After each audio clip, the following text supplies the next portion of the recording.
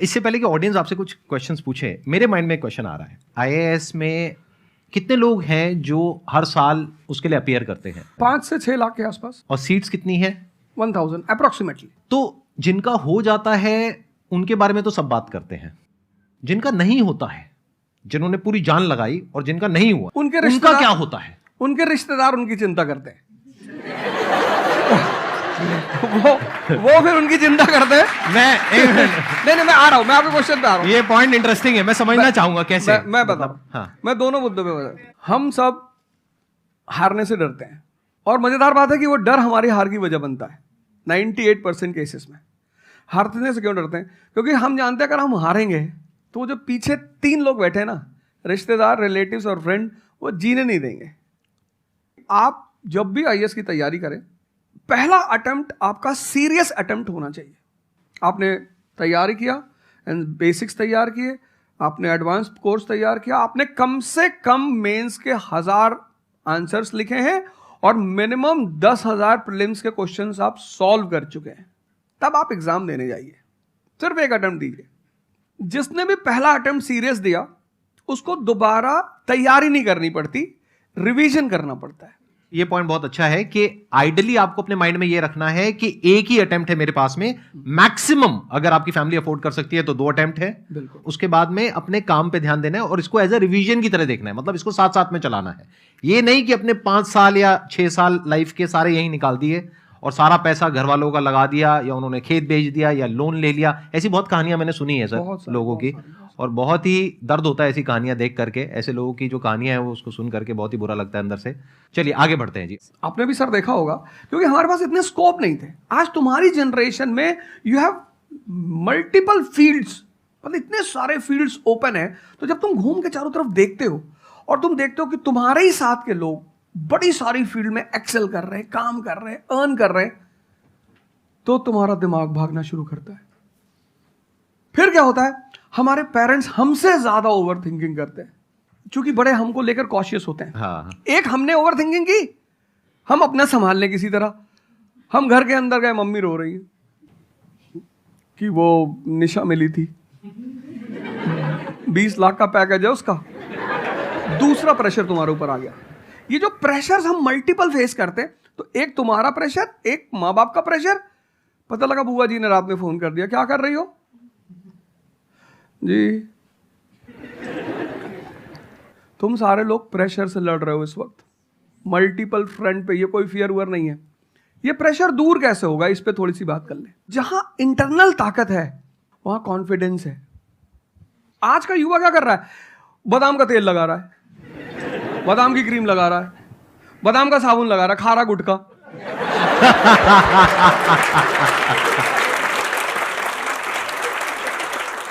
आप लोगों को चूंकि हर तरफ प्रेशर झेलना है, तो प्रेशर झेलने का सबसे अच्छा तरीका होता है इंटरनल पावर। तभी तो मैं जहां भी जाता हूं एक चीज रिपीट करता हूं, योगा करो, ध्यान करो। ध्यान करोगे मन ताकतवर हो जाएगा। तुम दिन भर अपने आप को मोटिवेट करती हो, काम करती हो। जब तुम वापस घर में आती हो, अपने समाज में जाती हो, तो सब तुम्हारे मेंटल स्टेटस का थोड़ी है, वो तुम्हारी सारी ऊर्जा को खींच लेते हैं। इसीलिए तो माँ बाप हमारी संगत पे बड़ा ध्यान देते हैं। तुम्हें लगता होगा कि माँ बाप कितने बदमाश हैं, माँ बाप भगवान हैं। उनका एक्सपीरियंस तुम अपने दोस्तों को लेके जाया करो उनके सामने। कोई अल्ट्रासाउंड क्या करेगा जितना माँ बाप करते हैं, कोई स्कैनर क्या करेगा। सही बात है, देख के कोई फोटो कैमरा क्या फोटो खींचेगी, देख के बता देते हैं। बहुत बहुत दुष्ट है ये, इसकी आंख के नीचे देखो यहाँ निशान है, बहुत दुष्ट है ये। और वो लॉजिक भी बड़ी अच्छी सी देते हैं, कोई कुछ भी देते हैं लेकिन बड़ा अच्छा सा लॉजिक देते हैं। तो ये हमारे साथ होता है। इसलिए हमें पहले गुरुकुल भेजा जाता था, और आज की हमारी सोसाइटी इसको सिर्फ नेगेटिव दिखाई पड़ रहा है। मैं अभी अब घर गया था, हमसे लोग कह रहे भैया 24 का चुनाव लड़ोगे? मैंने कहा यार पॉलिटिकल पार्टियां कह रही कि तुम सीधे प्रधानमंत्री बन जाओ। अननेसेसरी परेशान किए हुए, अननेसेसरी दूसरों से मत। और ये एक जगह का नहीं है, ये यूनिवर्सल हो चुका है। तुमने कह दिया कि मैं आईएएस की तैयारी कर रही हूँ, अरे नहीं होता किसी का। तिवारी जी की लड़की दी थी, 2 साल बाद पागल हो गई। तुम इतने डिप्रेस समाज में रह रहे हो। वो तो महेश्वरी जी जैसे लोग हैं जिन्होंने बहुत लोगों को जिंदा कर रखा है। Thank you so much. तुम लोगों ने पता है अपने आप को कष्ट देना छोड़ दिया है। You are dying for luxury, you have become weak physically and mentally.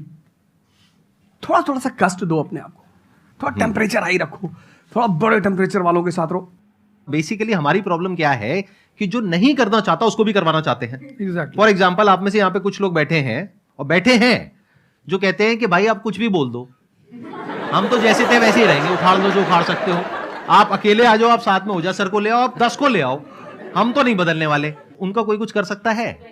समझ गए? तो यहां पे किसका एक्चुअल में किसकी लाइफ बदलने वाली है? यहां पर हो सकता है कुछ साल बाद आप ही में से कोई यहां पर बैठा होगा, बट वो इंसान कौन होगा? जो खुद अंदर से बदलना चाहता है ना। Yes sir, thank you sir. Please have a seat, बैठिए। मेरा संदीप सर से एक क्वेश्चन है कि जैसे हम लोग जब आपकी वीडियोस देखते हैं तो हम लोग मोटिवेटेड हो जाता है कि हम लोगों को गवर्नमेंट से या फिर इन सब फील्ड्स में छोड़ के अपना कुछ स्टार्ट करना चाहिए जिससे देश में एंटरप्रेन्योर्स या फिर जॉब्स बढ़े। फिर हम लोग देखते हैं आप लोगों को कि भाई यूपीएससी में एक ऐसी पावर होती है जो हम करना चाहते हैं वहाँ पे हमको डायरेक्ट पावर मिलती है। जैसे कि मैं अगर एजुकेशन के फील्ड में कुछ अच्छा करना चाहती हूँ तो मेरे पास डायरेक्ट पावर होती है कि हम लोग वहाँ से कर सकते हैं। तो मैं ऐसा, मेरे पास ये क्वेश्चन फिर मतलब दोनों में कॉन्ट्राडिक्शन चलता रहता है। ना कॉन्ट्रडिक्शन नहीं चल रहा है ये। इसे कॉन्ट्रडिक्शन नहीं कहते, इसे कंफ्यूजन कहते हैं। मतलब एक गोल होता है ना, या फिर एक मतलब हमारे पास एक टारगेट होता है कि हम ये काम करने के लिए यूपीएससी में जा रहे हैं। नहीं, सरकार जो कहेगी वो करना है। हाँ, I was about to say that. आपका क्या गोल है? आप क्यों कर रहे? और आप नेता क्या थोड़ी है, target आपकी पार्टी का मैनिफेस्टो थोड़ी है, घोषणा पत्र। आप एक राजपत्रित अधिकारी हैं, गैजेटेड ऑफिसर। आपका जो मिनिस्टर होगा फोन मिलेगा, मैडम जी हाँ ये कस्तूरबा गांधी प्लान में अभी तक कितना काम हुआ? जी sir, I give the review in the evening sir. Okay, thank you. ठीक है मैडम, बाय, खत्म। सो आपका कहने का मतलब है कि जो सिविल सर्वेंट बनते हैं या आईएएस ऑफिसर बनते हैं उनके पास कोई पावर नहीं होती? पावर होती है जब तक जनता अपनी पावर नहीं समझती। आज की डेट में इस देश में पावरफुल कौन है? जनता। We the people of India solemnly resolve. Yes sir. ये जनता बेचारी पावर जानती है तो डीएम का ऑफिस में चले जाते, हुजूर। इसको बेचारे को पता है, नेता देखा, मेंबर ऑफ पार्लियामेंट देखा, क्या पैर छू लिए, तेरे फूफा है? नहीं भैया नहीं भैया, सांसद जी है। सांसद जी है तो क्यों पैर छू रहा है? तो पावर इस असलियत में इस देश की जनता के पास है। क्योंकि वो जानती नहीं है इसलिए तुमको इनके पास इनको काम करने का अधिकार है। ये है the right to work, the right to implement. लेकिन चूंकि जनता अपने अधिकार को नहीं जानती तो तुम्हें दूर से दिखाई पड़ता है कि यार। आप बेटा कंफ्यूजन से बाहर आओ, ठीक है? और ग्लैमर मत देखो। आप बेसिकली पावर नहीं देख रहे हो, आप ग्लैमर देख रहे हो। आपको जो करना है उसको डिसाइड कर लो आप, और उस रास्ते पे आगे बढ़ो कि आप कल किसी भी फील्ड के मुकेश अंबानी बन जाओ, अडानी बन जाओ, वॉरेन बफेट बन जाओ, बिल गेट्स बन जाओ। इस रास्ते पे जाओ। Thank you sir. काम करने के दो तरीके हैं। एक, आपको काम करना ही है, कोई ऑप्शन नहीं है। एक है आप किसी भी कीमत पे काम करना चाहते हो। जैसे मैं किसी भी कीमत पर पढ़ाना चाहता ही हूं। इसने मुझे इज्जत दिया, सम्मान दिया, प्रेम दिया। मैं एक शादी में गया था 2 दिन पहले, लोग दूल्हे उल्हे को छोड़ के मेरे पास आ गए। दूसरा बेचारा प्रोस्टेशन में क्या किया, हमसे मैसेज किया, अब तुम यहां से चले जाओ। उनके भाई ने मुझे मैसेज किया, बड़े भाई ने कहा, अब यार तुम यहां से जाओ, शादी नहीं हो रही है। मतलब वो द्वार चार वगैरह सारा प्रोग्राम था, वो सब बाहर हो जा सर। तो हमारा जो देश का शिक्षक है उसके मन में कोई मोटिवेशन नहीं है कि वो क्यों पढ़ा है। जैसे हमारे घर मामा आए, उनके आने पे हम बड़े खुश होते थे कि मामा आए। क्यों? क्योंकि हमें पता था कि जब जाएंगे तो पैसा देके जाएंगे। इस देश के शिक्षक को, सरकार को कुछ ऐसा करना चाहिए कि उसके मन में एक मोटिवेशन हो कि 6 बजे का स्कूल है, वो सुबह 4 बजे पहुंच जाए। कुछ ना करे इस देश की सरकार, सिर्फ उनको वीआईपी का दर्जा दे दे। फिर आप देखना, पैसा तो कौन नहीं कमा रहा है, शिक्षक सम्मान चाहता है। तो मैं अपने टीचरों से पुराने मिलता हूं, तो जैसे कहीं मिल गए वो सड़क पे, मैं खड़ा हो गया, रोक दिया सब, हाँ सर, पैर चले, तुरंत ऐसे सीना उन्हें चौड़ा कर लेते हैं कि हमारा बच्चा है जी। शिक्षक एक दुनिया की ऐसी लॉबी है जिसको सम्मान चाहिए। आप लोग कहीं भी अपने पुराने टीचरों को मिला करो, ठीक है, हो सकता है उन्होंने आपको कभी मारा हो, डांटा हो, कुछ बोला हो, लेकिन अब आप उनको थोड़ा सम्मान दे दिया करो, उससे बड़ा उन्हें फील होगा। हमारे देश के शिक्षकों के पास इनर मोटिवेशन की कमी है। कुछ लोग हैं जो इंडिविजुअल मोटिवेटेड रहते हैं, वो करते हैं कई सारे टीचर, लेकिन वो इंडिविजुअल, कुछ लोग होते हैं ना जिनको अपने धर्म का एहसास होता है, उनके लिए वो ड्यूटी नहीं होती, वो धर्म है उनका। तो वो तो जैसे भाई आप जाके आप धर्म के रूप में कर रहे हैं, 2-4 टीचर और भी कर रहे हैं, 10 टीचर और भी कर रहे हैं, लेकिन सरकार को टीचरों को कुछ तो ऐसा करना चाहिए कि उन्हें फील हो कि नहीं यार, ये हमारा देश है, ये हमारे बच्चे हैं, हमें इनको बनाना है और ऊपर उठाना है। तो अगर सरकार कुछ ऐसा कर देगी ना, सेल्फ मोटिवेशन दे देगी, अरे फिर तुम देखना इस देश के टीचरों को। सर, इसमें आपसे बात करते करते ना मेरे माइंड में एक सॉल्यूशन आ रहा है, क्योंकि एज एन एंटरप्रेन्योर मेरे माइंड में सिस्टम्स एंड प्रोसेसेस घूमते हैं। मतलब मेरे माइंड में ये घूमता है कि कैसे एक प्रॉब्लम है उसको सिस्टम में कन्वर्ट कर दिया जाए, जो कि वो काम अपने आप हो जाए, क्योंकि ऐसे बहुत ही कम टीचर्स होंगे जो अंदर से मोटिवेटेड होंगे। तो ये थ्योरेटिकली तो बड़ा अच्छा लग रहा है सुनने में, बट हजारों में कोई एक आध होगा। बिल्कुल बिल्कुल। तो अब मेरा स्टैंड पॉइंट क्या है कि क्या हो अगर जैसे हम ई कॉमर्स वेबसाइट्स पे जाते हैं, वहां पे प्रोडक्ट के रिव्यूज होते हैं, रिव्यू कौन देता है? जो कस्टमर है। तो टीचर का रिव्यू कौन दे सकता है? जो बाहर बैठा है उस कमरे से, वो, या जो कमरे के अंदर बैठे हैं? तो अगर कुछ ऐसा सिस्टम हो जाए, एक ऐसा प्लेटफॉर्म बन जाए गवर्नमेंट का, जहां पे सारे टीचर्स लिस्टेड हो और based upon the number of reviews and the quality of reviews उनको रिवॉर्ड दिया जाए अच्छा, ऑटोमेटिकली, कि मतलब जो नंबर 1 पे आया उसकी सैलरी डबल, कि अगर उसकी 50,000 है तो 1 लाख। बहुत अच्छा सोल्यूशन। और जिसके इतने रिव्यूज आए, यानी जिसके 4 स्टार या उससे ऊपर आए, उनकी सैलरी सीधा डबल हो गई। तो फिर देखो क्या मजा आता है।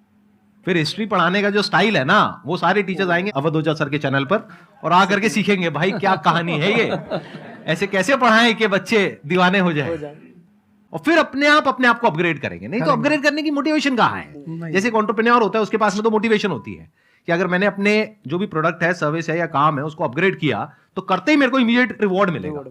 जैसे सेल्स टीम में अगर आप कहीं पर काम करते हो, कितने लोग सेल्स डिपार्टमेंट में है, अलग अलग कंपनी में जो जॉब कर रहे हैं, तो सेल्स में इंसेंटिव का एक सिस्टम होता है। तो वहां पर क्लियर पता होता है कि मैंने ये टारगेट अचीव किया तो ये है। तो एक क्लियर कट टारगेट होना चाहिए which is measurable, not theoretical but actual, objective not subjective. कि ऑब्जेक्टिव एक टारगेट होना चाहिए in terms of numbers which can be calculated, and a transparent system जहां पे स्टूडेंट्स वोट करेंगे, और जो टीचर्स जीतेंगे पूरे इंडिया लेवल पे या स्टेट लेवल पे, उनको बुला करके जो हमारे देश के प्रेसिडेंट हैं या प्राइम मिनिस्टर हैं, वो आकर के रिवॉर्ड देंगे। Yes sir.